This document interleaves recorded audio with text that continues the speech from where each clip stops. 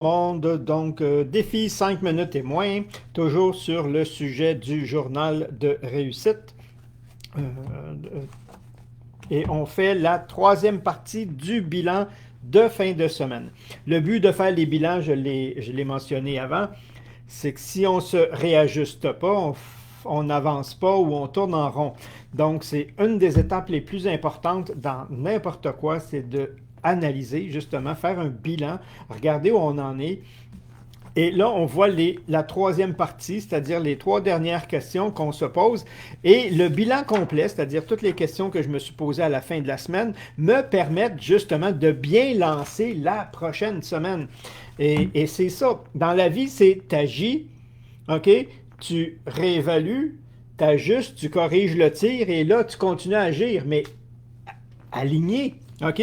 Et souvent, les gens, non, ils avancent, ils essayent toutes sortes de trucs, ils ne savent pas pourquoi ça ne fonctionne pas, ils tournent en rond. Il n'y a pas de méthode, il n'y a pas de structure et il n'y a pas de discipline. Le journal permet d'instaurer ces trois aspects-là et de changer aussi les mauvaises habitudes. Donc, première des dernières questions. Qu'est-ce que j'ai appris cette semaine? Et comme je vous dis, toutes les questions que j'ai mises dans ce guide-là, OK, dedans, c'est pour faire travailler un aspect personnel. Et celle-là, c'est pour remarquer notre évolution et augmenter notre estime et notre confiance. Et juste le fait de se rendre compte que, ah oui, c'est vrai, avant j'avais de la difficulté, maintenant c'est plus facile, maintenant j'ai appris ça, j'ai développé ça, ça augmente au fur et à mesure que vous avancez dans les semaines aussi. Donc, qu'est-ce que j'ai appris cette semaine? Donc, question très importante. Au début, les gens cherchent, ils ne se rendent pas compte que dans une semaine, ils ont appris quelque chose. Une chance qu'on le ramène dans les journées. Celle-là aussi. Quels ont été mes obstacles durant cette semaine? C'est sûr qu'avant de faire quelque chose, on n'évalue pas tout le temps la difficulté ou tout ce que ça implique. Donc, c'est en le faisant qu'on apprend. Donc là, on l'évalue. OK, quels ont été mes obstacles? Oh, je ne pensais pas que ça a été plus difficile. Il me manquait, je n'avais pas cette information-là, cette habileté-là, cet outil-là. Ça dépend tout le temps du projet. Mais là, je me rends compte que, wow, OK, cette difficulté-là, je l'ai rencontrée.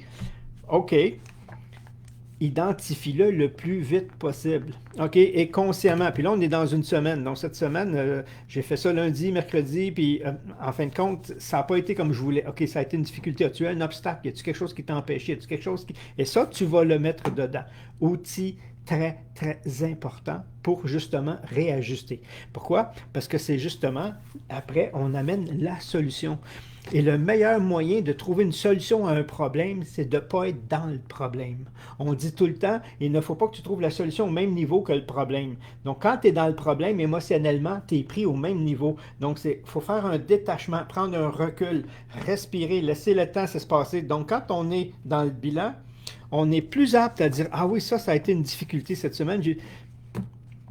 Quelles sont les solutions pour contrer cet obstacle? À tête reposée. Ah oui, ça, je pourrais demander un support, de l'aide, aller chercher de l'information.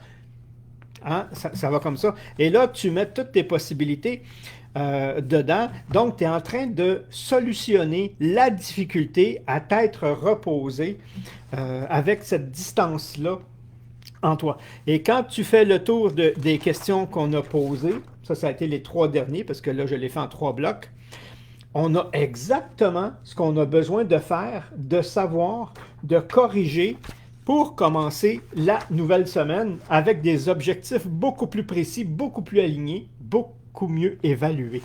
Donc, on va être capable de mettre c'est quoi mon objectif de la semaine. Même si j'avais mis quelque chose avant, c'est en faisant la première semaine que je me rends compte que j'ai été assez vite, j'ai été plus vite que ce que je prévais ou que j'avais prévu, ou à l'inverse, ça va plus lentement. OK? Qu'est-ce que je vais accomplir cette semaine? Même chose. Mais là, je suis capable de remplir, mais ça, on l'a déjà passé, je suis capable de remplir mon objectif de la semaine avant de commencer la semaine. Et là, je viens de faire une correction, un ajustement, un réalignement vers mon objectif et c'est ce qui amène la réussite. la discipline se développe avec le temps parce que le mécanisme reste le même. Donc, on devient de plus en plus efficace. Le fait d'avoir un journal permet d'être justement, d'instaurer non seulement une discipline, mais de changer les mauvaises habitudes au fur et à mesure qu'on avance et surtout de noter notre évolution, ce qui augmente ma confiance et mon estime personnelle. Et quand tu touches cet aspect-là, automatiquement, tes résultats changent. Merci. J'espère que vous avez aimé parce que c'était la dernière sur ce sujet-là et c'est la dernière parce que c'est la dernière semaine du mois aussi. C'est pendant le mois de février que je faisais mon défi de 5 minutes. Après ça, je vais revenir avec des chroniques un petit peu plus longues. Fait que lundi, on revient avec une superbe de bonne surprise pour vous. Lundi, je revois Donald Gauthier et on va vous proposer une surprise. Pas une solution, une perception de nos deux aspects totalement opposés sur qu'est-ce qu'on vit en ce moment. Donc, lundi. Merci, bye bye tout le monde. Si vous avez aimé, partagez.